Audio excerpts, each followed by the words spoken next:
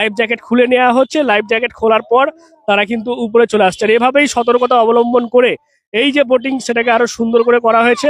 এবং প্রত্যেক আমরা দেখতে পাচ্ছি যারা এখানে স্বেচ্ছাসেবক রয়েছে তাদের একটি করে আইডি কার্ড দেওয়া হয়েছে, যাতে চেনা যায় যারা তারা স্বেচ্ছাসেবক রয়েছে। আপনাদের এবছরের বোটিংটা এরকম লাইফ জ্যাকেট পরিয়ে লাইট হয়েছে, এরা সরাসরি একটা প্রথম থেকে পুলিশ থানা থেকে বলেছে, বলে আমরা পারমিশন করেছি এইভাবে বলে থানা থেকে নির্দেশ দিয়েছে যে লাইফ জ্যাকেট পরে সুরক্ষাভাবে বোটটা নির্দেশ করেছে চালাবার জন্য, যাতে কোথাও কোনো প্রবলেম না হয়, না কোনো ক্ষতি না হয়, বিপদে না হয় কোনো, ওই জন্য দিয়েছে। প্রত্যেক যারা চাপবে তাদেরকে লাইফ একজন লাইফ জ্যাকেট পরে চাপছে, আপনারা দেখে নিন, সবাই লাইফ জ্যাকেট পরেই চাপছে।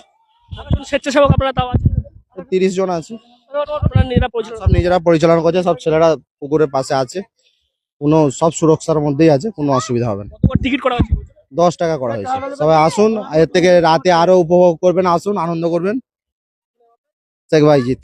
বুঝতেই পারছেন ক্লাবের যারা সদস্য রয়েছেন তারা বলছেন যে যাতে এই দিনের বেলা যেমন উপভোগ বাচ্চারা করছে তো করছে, পাশাপাশি রাতের দিকে কিন্তু আরো সুন্দর মানে পরিবেশটা হয়ে ওঠে। এখানে অনেক বাচ্চারা রয়েছে। তুমি কি করতে যাচ্ছ? বোট চাপতো।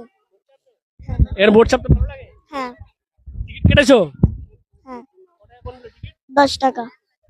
তো বুঝতে পারছেন বাচ্চা যারা রয়েছে তারাও কিন্তু দীর্ঘক্ষণ লাইনে দাঁড়িয়ে টিকিট কেটে অপেক্ষা করছে, এবং তারপর এইভাবেই লাইন দিয়ে যাচ্ছেন এবং সেখানে গিয়ে দেখা যাচ্ছে লাইফ জ্যাকেট পরিয়ে তারপরে তাদেরকে কিন্তু বোটে তোলা হচ্ছে, এবং তারপর একবার গোটাই পুকুরটা প্রদক্ষিণ করার পর তারপর তারা চলে আসছেন এবং তারপর তাদেরকে এইভাবে ছেড়ে দেওয়া হচ্ছে।